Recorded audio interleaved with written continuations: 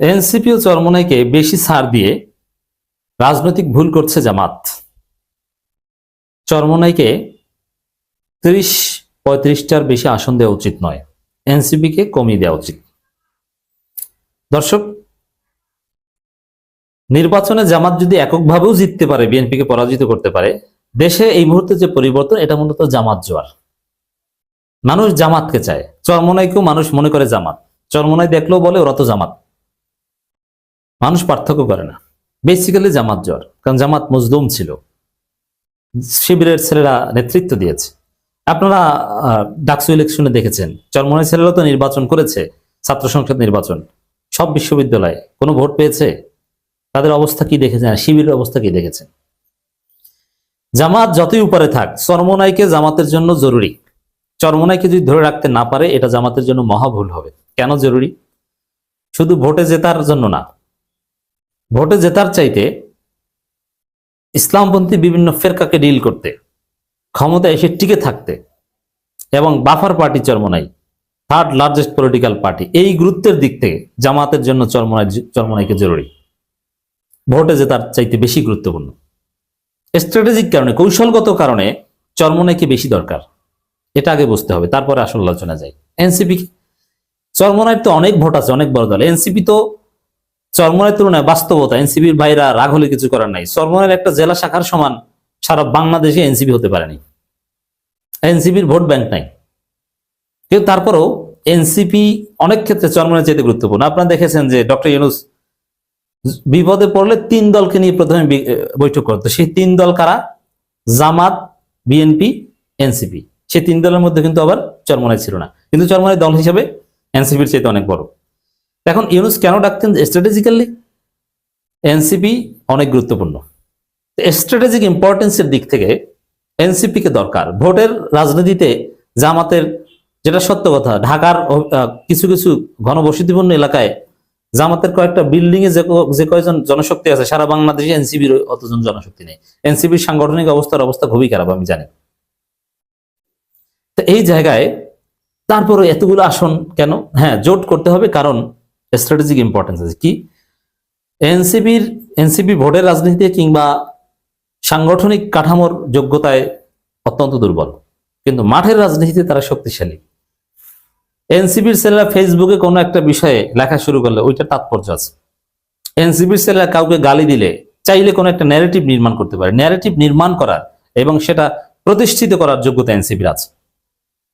সবচেয়ে বড় বিষয় হচ্ছে যে হাসিনা পতনের মূল নায়ক তারাই এই সমন্বয়কটা মিলে এনসিপি করেছে। এই জায়গাটা আপনি কিছুতেই খাটো করতে পারবেন না। বিএনপি জামাত 17 বছরে যে পারেনি, হাসিনার কিচ্ছু ছিঁড়তে পারেনি, এই এনসিপির ছেলেরাই তো সেটা হাসিনা সবকিছু ছিঁড়ে ফেলেছে। বিএনপি যেটা কোনোদিন কল্পনাও করেনি যে হাসিনা পালাবে, সেটা এনসিপির ছেলেরা করে দেখিয়েছে। বিএনপি জামাতের ডাকে 17 বছরে মানুষ রাজপথে নামেনি, কিন্তু এই সমন্বয়কদের ডাকে নেমেছে। এইটা আপনি অস্বীকার করতে পারবেন না।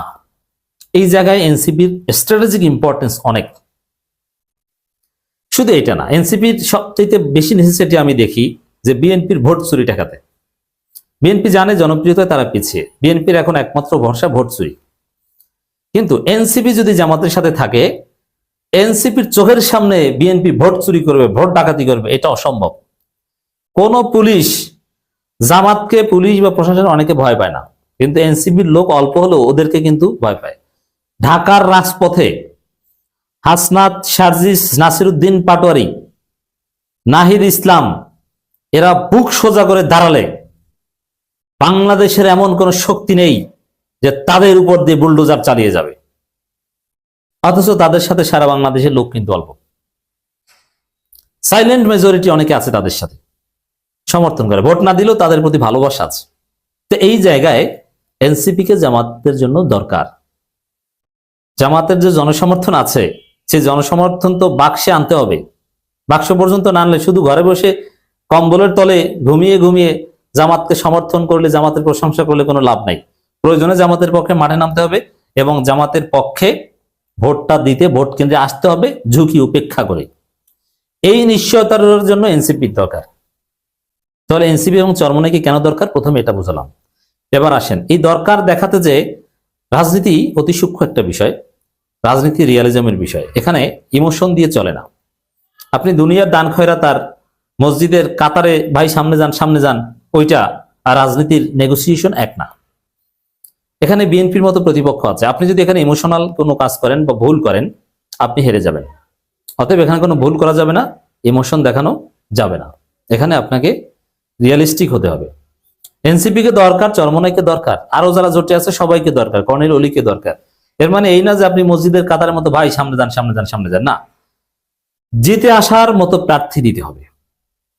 জিতে আসতে সক্ষম না এমন কাউকে জামাতের ছাড় দেওয়া উচিত হবে না। প্রয়োজনে চরমনাইয়ের সাথে সম্পর্কের এখন উত্তেজনা চলছে জামাতের, এই জায়গায় প্রয়োজনে এটা করতে হবে যে ঠিক আছে অমুক জায়গায় জামাত নিশ্চিত জিতবে, কিন্তু চরমনাই বা এনসিপি কে দিলে জিতবে না, কিন্তু জামাত এনসিপি সেখানে ছাড় দিবে না। প্রয়োজনে সেখানে জামাত এনসিপি বলবে,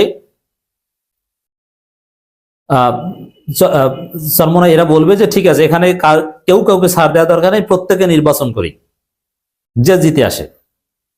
এর মানে কমপক্ষে 4-5 জায়গায়, প্রয়োজনে 10-15 জায়গায় এরকম হতে হবে যে প্রয়োজনে জামাতেরও প্রার্থী থাকবে, এনসিপির প্রার্থী থাকবে, চরমনাইয়ের প্রার্থী থাকবে। তারপরও বেশি ছাড়, অযৌক্তিক ছাড় জামাতের পক্ষ থেকে দেওয়া ঠিক হবে না। এটা যদি করে তাহলে ভুল করবে। অনেক জায়গায় ওপেন থাক, যেমন জামাত যদি কোথাও মনে করে যে এই জায়গায় আমরা জিতবো, তাতে আমাদের প্রার্থী আওয়ামী লীগ, বিএনপি, চরমনাই মিলে যদি আমাদের প্রার্থীকে পরাজিত করার চেষ্টা করে, তারপরও পারবে না। ঠিক আছে, তাহলে ওইটার বিষয়ে সমঝোতা না হলে ওইটা ওপেন থাকবে, মানে ওখানে চরমনাই থাকুক, জামাতও থাকুক, এনসিপি থাকতে চাইলে তারাও থাকুক। কিছু কিছু জায়গায় এরকম করে হলো অযৌক্তিক ছাড় দেওয়া যাবে না। সেই জায়গায় এনসিপির জন্য 30টা আসন, এটাকে আমি পুরোপুরি অযৌক্তিক মনে করি। বাস্তবিক পক্ষে এনসিপির এমপি ইলেকশন করে জিতে আসার সক্ষমতা এরকম 10 জনের বেশি প্রার্থী নয়। এজন্য আমি চাই যে এখন যাই হোক মনোনয়নপত্র প্রত্যাহারের শেষ সময় হিসাব নিকাশে এনসিপির প্রার্থী 10-এ নামবে, এটা উচিত। এর চাইতে বেশি দিলে এটার মাসুল জামাতকে দিতে হবে, এটা ভুল হবে। ওই আসনগুলো বিএনপি অটো পেয়ে যাবে। এনসিপির হাসনাত, সার্জিস, নাসিরুদ্দিন পাটোয়ারি, ডাক্তার মাহমুদ মিতু, এরকম কয়েকজনকে, আব্দুল হান্নান মাসুদ, এরকম কয়েকজনকে, নাহিদ, এদেরকে, এদের ছাড়া আর প্রার্থীটাকে, এটা 10 জনের বেশি নয়। তাসনিম যারা যদি আসেন, অতএব 10 জনের বেশি, এটা অযৌক্তিক হয়, ইমোশনাল হয়, এবং এই ইমোশন পরাজয়ের কারণ হতে পারে। চরমনাই ক্ষেত্রে আমি চ্যালেঞ্জ দিয়ে বলছি, বাংলাদেশে চরমনাই এককভাবে নির্বাচন করলে একটা আসনে তারা জিতে আসতে পারবে না। I challenge. যদিও সারা বাংলাদেশে তারা যেদিকে মোড় দিবে তাদের জেতার সম্ভাবনা আছে, কিন্তু এককভাবে তারা একটা আসনেও জিততে পারবে না। তারা অনেক বড় দল, 3rd largest buffer political party, it's true, কিন্তু তারা এককভাবে একটা আসনও জিতে আসতে পারবে না। তো চরমনাই ভাইদেরকেও বাস্তবতা বিশ্বাস করতে হবে। তাদের 30-35টার বেশি নেওয়াই উচিত না। ওই 30-35টার মধ্যে অতীতে কখনো জিততে পারেনি, আপনাদের টার্গেট থাকবে 10 থেকে 15 জন। 30টা নিলে 15টা জিতে আসার।